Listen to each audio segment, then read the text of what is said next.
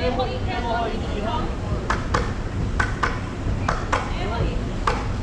ho I te ao ini I hau ea, tawa I hunau ka pao o ea e. E ho I te ao ini I hau ea, tawa I hunau ka pao o ea e.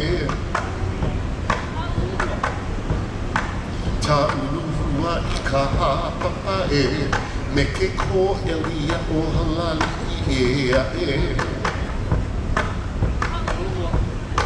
Ta uluhua I ka hapapa e, me ke ko elia o halali I ea e.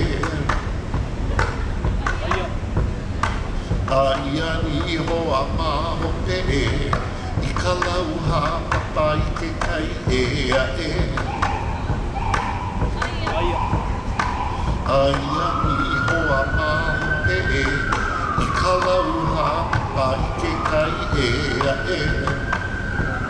O ka la, vela I ke kula e, huli aku ke ala I kaua I ea e. O tala, vela I ke kula e, huli aku ke ala I kaua I ea e.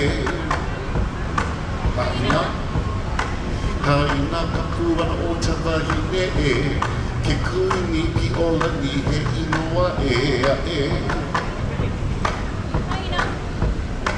Haina ka puana o te wahine e, ke kuini ki ola ni he inoa ea e. Iala, hae ala, ea, hae ia e.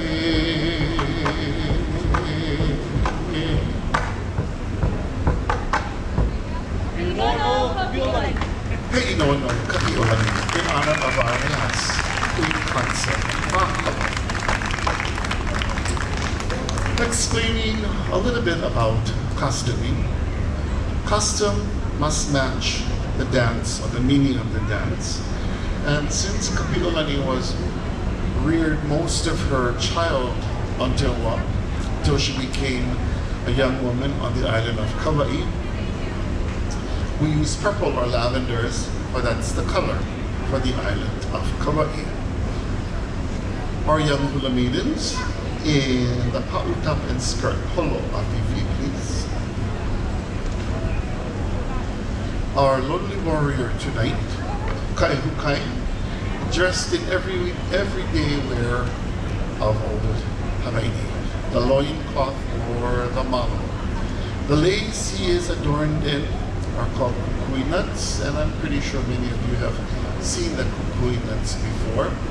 Today, this is our state tree. In old Hawaii, lei were only used by the ruling families, the chiefly families, the kings and queens, and so forth and so on. Or, if you belong to a hula school, then you used lei to perform. We honored Queen Kapiolani. Now we honor her husband. Kalakaua was a beloved king, a great statesman. And like any Hawaiian person that grows up here in Hawaii, he was an avid surfer. He loved to surf. And Kaihukai is going to take you to the king's favorite surfing spot, located on our southernmost island, Hawaii Island, to the district of Kona, to a place called He'eia, the king's favorite surfing spot. Makaukau. Ai, He'eia. He'eia hala, kana He'eia na, He'eia. He'eia hala, kana He'eia na, He'eia.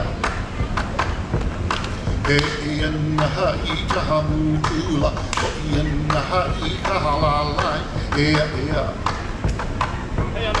He'eia na ha'i ka hamutula, ho'ia na ha'i ka halalai, He'eia. Ana'u, Ana ui ki ka hala, o ia hae kai, ea ea. Ana ui ki ka hala, o ia hae kai, ea ea. Ia wa, a he tuhi he waha po ula, a ia i ka hapoli, ea ea. A he kuhi he waha po ula, a ia i ka hapoli, ea ea. Haina. Ha haina mai ka puana halai, halala hai ka nuku manu, ea ea. Haina hou. Ha haina hou ta puana halai, halala hai ka nuku manu, haina pau. Ha haina pau ka puana halai, halala hai ka nuku manu, ea ea. Ia wā. Hai ala ea, a hai ia e. E ai. No kalakoa. Hei no kalakoa. Whāraski.